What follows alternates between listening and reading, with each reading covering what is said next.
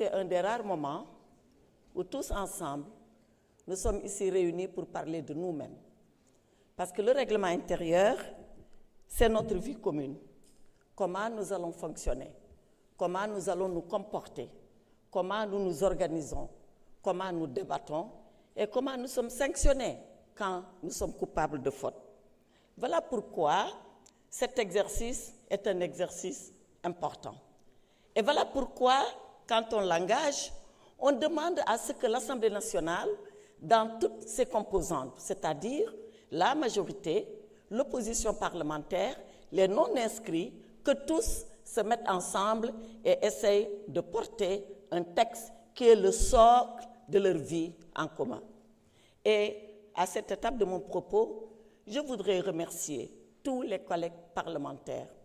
En premier, le président Ayib Daffé, qui a été le président de cette commission ad hoc, qui sont venus et qui ont travaillé d'arrache-pied à ce que nous sommes en train de vous proposer ce matin. Alors, qu'est-ce que nous vous proposons ce matin? Ce que nous vous proposons ce matin, c'est un texte qui est fondé sur 3 principes directeurs. Le premier principe directeur, c'est de faire de telle sorte que l'Assemblée nationale, assumant sa responsabilité souveraine, joue pleinement son rôle de vigie, son rôle de contrôle des politiques publiques et son rôle de législateur. Et c'est la raison pour laquelle, et vous le verrez dans les innovations, nous avons renforcé, bien sûr, la commission d'évaluation des politiques publiques. Je ne vais pas y revenir, je l'ai déjà suffisamment dit, d'autres collègues l'ont répété, mais les commissions d'enquête que nous avons organisées, renforcées. Si vous voyez le texte initial, vous verrez que leur statut n'était pas tellement édifié, n'était pas tellement clair. Nous avons tenu à ce que ce statut soit clarifié, que ces commissions d'enquête soient dotées de moyens et qu'on puisse surtout retransmettre tous les débats de ces commissions d'enquête pour que la transparence que nous invoquons, qu'elle soit de mise et à la disposition des Sénégalais. À l'exception des délibérations, c'est-à-dire de la prise de décision, tout le reste devient transparent. Certains nous ont dit en commission, et même avant, mais pourquoi vous avez séparé l'élection du président de l'Assemblée nationale d'avec celle du bureau? Pourquoi le président est élu pour 5 ans et pourquoi le bureau est élu pour 1 an? Nous avons pensé que nous devons maintenir cette disposition en introduisant une innovation telle que mon collègue l'a rappelé tout à l'heure. Maintenir la disposition sur le mandat de 5 ans du président. Nous pensons que c'est un mandat important, que l'Assemblée nationale doit être à l'abri des soubresauts politiques qui font que sur 1 an, à chaque année, que le mandat du président de l'Assemblée nationale soit remis en jeu. Donc, nous pensons que conférer le mandat de 5 ans au président de la République, au président de l'Assemblée nationale, contribue à renforcer la stabilité de l'institution. Maintenant, pour le bureau, pour des considérations politiques, d'ajustement politique, de réalité politique, nous avons pensé que le mandat peut rester à 1 an. Et ça fait partie de ce que nous avons pensé comme étant une innovation. L'autre chose à laquelle nous avons travaillé, c'est la protection du député. On l'a dit, ici nous avons vécu des moments douloureux où il nous a été demandé de lever l'immunité parlementaire de nos collègues, sans que nous puissions savoir d'ailleurs quelle est exactement la procédure qui s'applique à cette levée d'immunité parlementaire.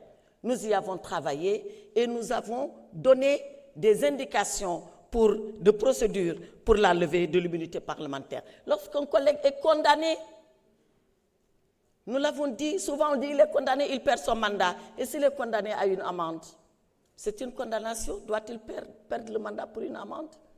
Donc, nous avons considéré qu'à partir d'une condamnation qui va lui faire perdre ses droits civils et politiques, à partir de ce moment, oui, il peut perdre le mandat. Mais sans cela, c'est peut-être une condamnation de laquelle il pourra se défaire sans pour autant perdre le mandat. Voilà pour ce qui est de la protection du député. Nous avons voulu régler des contentieux. On l'a rappelé ici. À notre installation en tant que 15e législature, notre premier jour a été entaché.